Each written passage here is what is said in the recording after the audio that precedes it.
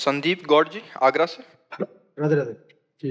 राधा वल्लभ श्री हरिवंश महाराज जी, आपके चरणों में कोटि कोटि प्रणाम।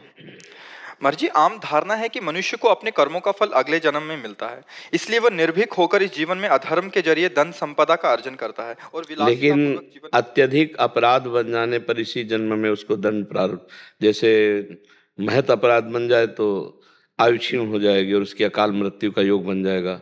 साधु अवज्ञा तुरत भवानी, कर कल्याण अखिल के हानि। छोटे मोटे अपराध तो ठीक है, लेकिन अगर महत अपराध बन जाए तो तत्काल लागू हो जाएगा। नहीं, अत्यंत दुष्ट को गोली मार दी जाती है, न्यायालय तक पहुंचाने की बात पीछे होती है, पहले उसको गोली मारी जाती है। नहीं तो न्यायालय कानून के अनुसार फिर अपराधी को फांसी या सजा मिलती है, लेकिन अत्यंत दुष्ट जैसे आतंकवादी है, क्योंकि अगर उनको चांस मिला तो फिर तो उनको मृत्यु दंड ही उनका सच्चा मार्जन है उनके अपराध का। तो जब महत अपराध बन जाता है तो फिर इसी जन्म में लागू हो जाता है, और साधारण अपराध बनते हैं शुभ अशुभ तो वो उसके चलते रहते हैं, फिर भगवान देते हैं, क्योंकि अनंत जन्मों का हिसाब किताब है। तो हमें लगता है कि इस कानून को ऐसा ना समझा जाए कि गलत है। नहीं, हमारी भारतीय संविधान में भी देखो, सबको तुरंत दंड मिल जाता है क्या? 10-10 वर्ष मुकदमा चलता रहता है, जबकि एक प्रदेश एक देश और अनंत ब्रह्मांडों का हिसाब किताब अगर एक जन्म के बाद, तो फिर कोई आश्चर्य की बात नहीं है। कभी कभी 20-20 वर्ष हो जाते हैं मुकदमा चलते हुए, फिर उसे सजा होती है। तो इसलिए ये भागवतिक जो कानून है उसे उसको इसी जन्म में अशांति, उद्विग्नता, भय, शोक, चिंता, मृत्यु, ये तो प्राप्त होते हैं। और परिणाम जो होता है फिर कई जन्मों तक, जैसे भीष्म जी कह रहे हैं मुझे 100 जन्म तक याद है, मैंने ऐसा कोई पाप नहीं किया, कि 6 महीना बाणों की शैया पर। तो फिर उदाहरण में भगवान ने आगे दिया कि आप एक राजा थे और आपने एक सर्प को झाड़ी पे डाला, कांटों पे, वो 6 दिन में तड़प तड़प के मरा, तो तुम्हें 6 महीना बाणों की शैया पर। तो मतलब हमारा हजारों सैकड़ों जन्मों का हिसाब किताब चल रहा है, पूरा रजिस्टर भरा हुआ है। अब रजिस्टर बढ़ाने नहीं आए, मिटाने आए हैं। हम ऐसा भजन करें भगवान का कि संचित कर्म भस्म हो जाए और क्रियमाण जो नए हो रहे हैं वो पवित्र आचरण हो और भगवत समर्पित हो, तो निष्फल हो गए, वो हमें बांध नहीं पाएंगे। शुभ भी बंधन है, और जो हमारा प्रारब्ध है वो निष्प्रभावित हो जाए कि हमको परास्त न कर पावे। तीनों प्रकार के कर्मों का शासन भगवान के भजन के द्वारा किया जा सकता है। संचित को भस्म, क्रियमाण को निष्फल और प्रारब्ध को निष्प्रभावित। प्रभावित तब माने जब हमको रौंद के गिरा दे, भगवान से विमुख कर दे। तो भगवान से विमुख कर दे, इतना बड़े प्रारब्ध की सामर्थ्य अब नहीं रह गई। तो हम ऐसा भजन करें कि विध्वंस कर दे संचित कर्म को और निष्फल कर दें क्रियमाण को और निष्प्रभावित कर दें। हम भगवान के अंश हैं, हम भगवान सच्चिदानंद के अंश हैं, और मनुष्य जन्म यही करने के लिए मिला है, केवल भोगने के लिए नहीं मिला। केवल भोगने के लिए पशु योनियां हैं, देव योनियां हैं, मनुष्य योनि नए कर्म का। तो हम ऐसा भजन करें, ऐसा परोपकार करें, ऐसा परहित करें कि हमारा मंगल हो जाए। इसी जन्म में हम इन 3 कर्मों से मुक्त हो जाएं, क्रियमाण, प्रारब्ध और संचित। तीनों से हम त्रिगुणात्मिका माया से मुक्त होकर भगवान को प्राप्त हो। किसका प्रश्न था? हाँ प्रभु। तो ये भागवतिक और हमारे भारतीय कानून को भी देख लो, कहाँ तुरंत सब कुछ हिसाब किताब हो जाता है क्या? वर्षों लगते हैं। तो फिर तो भगवान का बहुत बड़ा दरबार है। पर ये जो बात बताई ना तत्काल, हाँ हमने देखा एक बदमाश जो है भाग कर आया था, जब हम शेनपुर में थे, बगीचे में बहुत बड़ा जंगल था, उसमें उसकी हालत ये थी 5 मिनट चैन से बैठ नहीं सकता।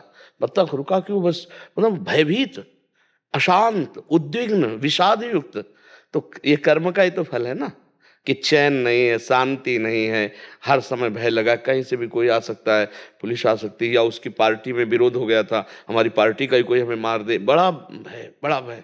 तो मनुष्य जन्म मिला है निर्भय होने के लिए, निश्चिंत होने के लिए, निशोक होने के लिए। ये होगा भगवान की शरण में। भगवान की शरण में जो शभीत आया आवा शरणाई, रख्यों ताई प्राण की नहीं। भगवान कह रहे जैसे प्राणों की रक्षा हम अपने लोग करते हैं, ऐसे भगवान हमको अपने प्राणों की तरह रक्षा करते हैं यदि हम भगवान की शरण में हो जाए। तो निर्भय होकर कोई पाप तो नहीं कर सकता ज़्यादा दिन, भयभीत, शोक मगन, चिंता और ये सब चल। और जब पाप बढ़ गया तो किसी के मारने की जरूरत नहीं, वो अपनी भी मौत मर जाता है, बहुत दुर्गति होती है। अवश्य में वो भोक्तव्यम कृतम कर्म शुभा अशुभम, शुभ अशुभ। ऐसा नहीं है कि कोई गलत करने वाला सजा बना रहे कि क्या श्रृंगार है, घर और परिवार सब सुसज्जित, ऐसा नहीं। मिटिया मेट होते हुए देखा है, और आप लोग भी देखते हो, थोड़े दिन चलता है, थोड़े दिन पुण्य जब तक रहेंगे ना तब तक चलेगा, इसके बाद मिटिया मेट हो जाएगा। मंदोदरी रावण की छाती कूट के ऐसी कहती कि प्रीतम जब तुम चलते थे तो धरती कांपती थी, और राम विमुख अस हाल तुम्हारा, रहा न कोकुल रोवनिहारा। प्रत्यक्ष दिखा देते हैं भगवान, पाप कर्म करने वाला अंततो गत्वा विनाश को ही प्राप्त होता है। हाँ, तत्काल नहीं है, तत्काल नहीं है कि आपने किसी का कत्ल किया और आप तत्काल आपका गला काट दिया, ऐसा नहीं, ना हमारे कानून में है और ना भागवतिक कानून में है। समय, समय का इंतजार करो, अपने आप दंड मिल जाएगा, अपने आप दंड मिल जाएगा। तुम्हारा कर्म ही तुमको दंड देगा, तुम्हारा कर्म ही तुम्हें दंड दे देगा, कोई दूसरा दंड नहीं देता, कर्म ही देता है दंड।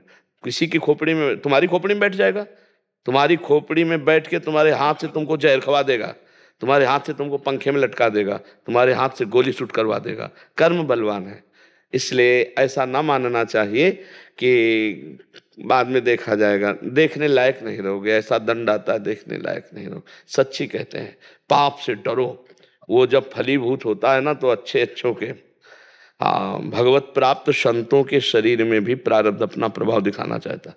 रामकृष्ण परमहंस जी के गले में कैंसर, बड़े बड़े महापुरुषों के, कर्म अवश्य भोगना पड़ता है। इसीलिए कोई ऐसा ना समझो कि हमने जो कर्म किया उसका फल नहीं मिलेगा।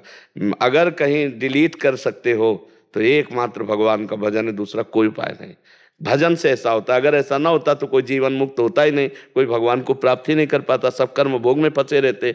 भगवान के नाम में इतनी सामर्थ्य है, मिटा देंगे आपके संचित कर्म को, मिटा देंगे, पक्का मिटा देंगे। बहुत बड़ा गोदाम जमा है संचित कर्म का। इसलिए नाम, भगवान का नाम जितना जप लो, इस बात को मत देखो कि वो पापी बहुत सुखी है, वो बहुत गाड़ियां और बहुत रुपया पैसा सब मिट्टी में मिल जाएगा। अब आप अविनाशी हैं नहीं कि आप देख सको, शरीर विनाशी है, दृष्टि प्राकृतिक है, नहीं बिल्कुल मिट्टिया मेट दिखाई देता है। एक दो नहीं, कई उदाहरण हमने देखे, कई उदाहरण देखे। इसी जन्म में जहां ताज बांध करके चलते थे, दुखिया को न सताइए दुखिया देगा रोए, और जब दुखिया के मुखिया सुने तब तेरी गति का, मिट्टी में मिल गए।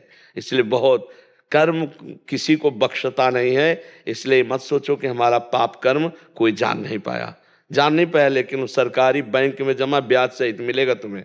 अगर मिटा सकते हो तो भजन के द्वारा मिटा दो, नहीं तो भोगना पड़ेगा। अभी मिटा दो, निकल पड़ा तो भजन करते हुए भी भोगना पड़ेगा। ये भी बात है। पूर्व का जैसे बाण छूट गया, वो तो लगेगा कि जो तूड़ीर में उसे भस्म कर सकते हो, तो जो संचित कर्म है वो तो भस्म हो जाएंगे, लेकिन जो प्रारब्ध बन के आ गया, अगर भजन में चित्त लगाए तो प्रभाव कम रहेगा, पर शरीर में रहेगा उसका प्रभाव। आप समझ पाए प्रभु?